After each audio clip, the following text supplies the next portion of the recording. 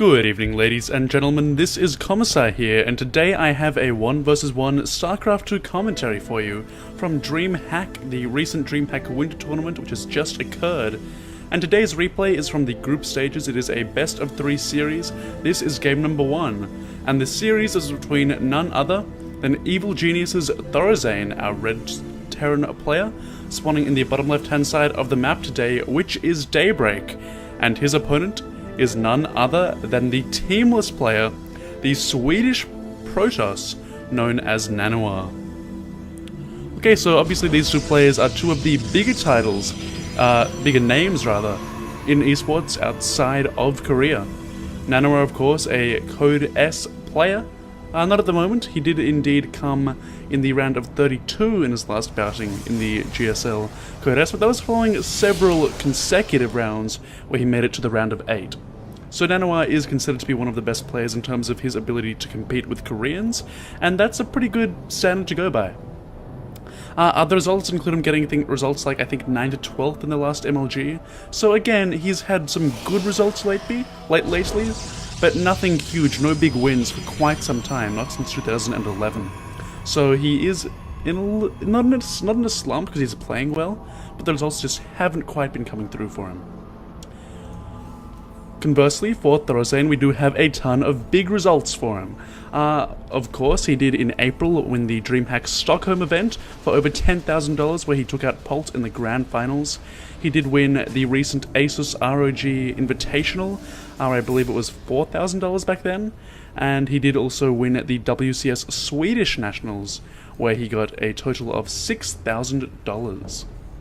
Okay, so recent results for ThorZaiIN are very strong in terms of his wins. He's made quite a fair bit of money lately. This year he's got one of the highest earning players outside of Korea, I think, which is pretty impressive. So of course, would I consider him the favourite? Probably not. It's pretty much even between these two players.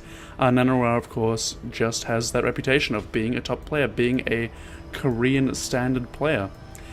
And I'd always consider him the favourite despite him not having any huge wins, just because he is known to be that good.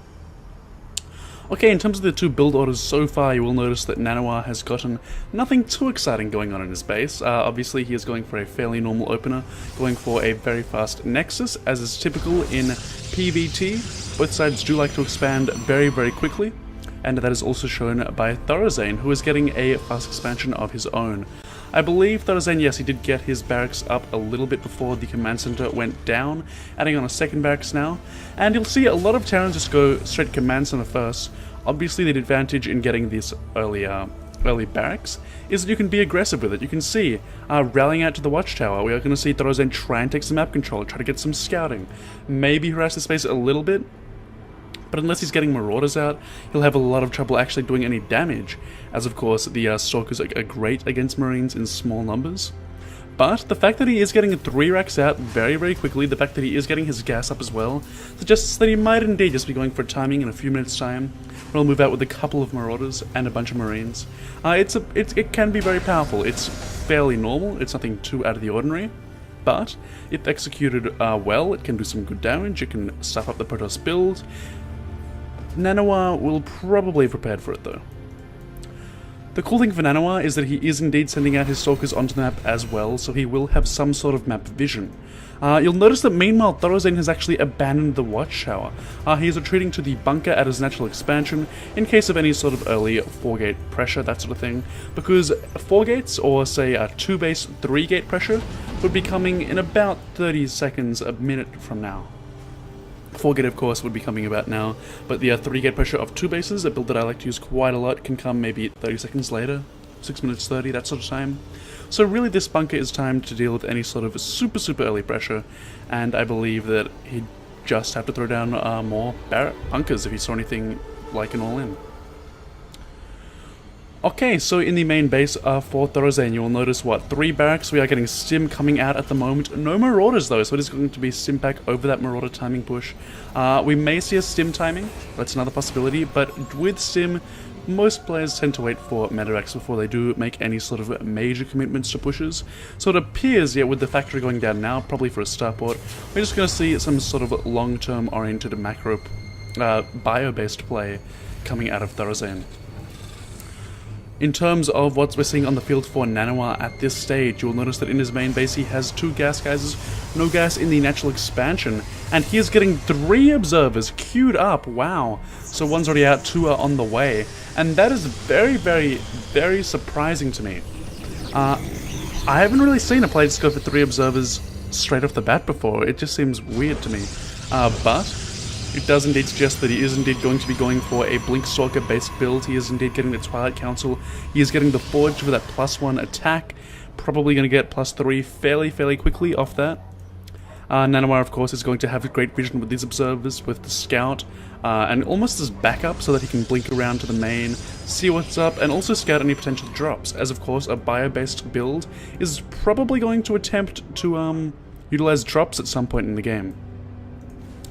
Okay, so on the ThorZaiIN side of the field, we do indeed see a turret going up. That is probably to deal with DTs, I'd say, for detection. That seems to be the main purpose of it. Just very safe play by ThorZaiIN. He is indeed gearing up for the longer term, more typical, standard kind of game. NaNiwa is indeed getting a 3rd base at this time, ahead of the 3rd base of ThorZaiIN. So despite ThorZaiIN's safe, typical play, he is going to be a little bit behind on the economy. As quite often in this matchup, it is the Terran who expands first. That is normally typical. It's normally fairly similar on the base count, with the Terran being maybe 30 seconds or so ahead in terms of the base. Often the Protoss doesn't expand until he sees the Terran expand. So as a result, we are going to see these first 2 medevacs, I believe, produce a timing push from a moment, because +1 is going to finish up at about the same time as those 2 medevacs. So we are going to see a big push out here by ThorZaiIN, and taking this very greedy 3rd base from NaNiwa, it might be very difficult for him to actually hold this off. Now he is going to have force fields, so he's going to be able to force field the ramp a couple of times to get a little bit more time. Charge as opposed to blink is what he's going for, by the way, with +1 armor, not attack, which explains the late gases in the natural base. But the charge is going to be done just in time to deal with it. The question is, though, are there enough just units on the field at the moment for NaNiwa? His photon cannon is not going to be done in time. It's going to finish, but it's going to finish at half health and be killed almost instantaneously. And there it goes down. You can see, scrambling cannons, NaNiwa realizes that he is not ready. He did not even cancel those 2 cannons, so already he is taking huge damage here. This 3rd base is almost certainly going to fall. I really see no way that NaNiwa can defend this. He is trying, though. Force fields are decent, but the numbers are just not there. ThorZaiIN has his +1 and is just going to demolish this army of NaNiwa. So it looks like it's going to be a very easy win here for ThorZaiIN. I really feel like NaNiwa should not have tried to defend this phase. It was never going to happen. He should have taken the loss, or the small loss, retreated up the ramp, force fielded it, and waited for a couple more warp-ins to scare away this army, rather than committing so heavily to the defense of a 3rd, which was never going to make it. Meanwhile, NaNiwa is going to be supply blocked, having way too many pylons back behind his 3rd base, and NaNiwa has really disappointed this game. Storm is not even on the way. These High Templar should be an Archon right now. They are not going to get that much value out of feedbacks. The medevac energy isn't even high in the first place, and we're just going to see, I believe, him just be walked over here by ThorZaiIN and his force of Marine Marauder medevac. So this is quite a disappointing game from NaNiwa. He is still trying, he's still warping in Zealots. With charge they are quite powerful. They do have their +1 armor to help counter that +1 attack, but really, Zealot warp-ins are not going to deal with the standing army, which is just being reinforced constantly like this, and as such, there is the GG out of NaNiwa, and ThorZaiIN takes game 1 in convincing fashion.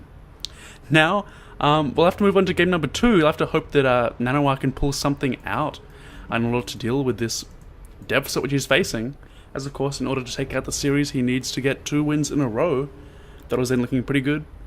Going to be very confident after just completely dominating his opponent there.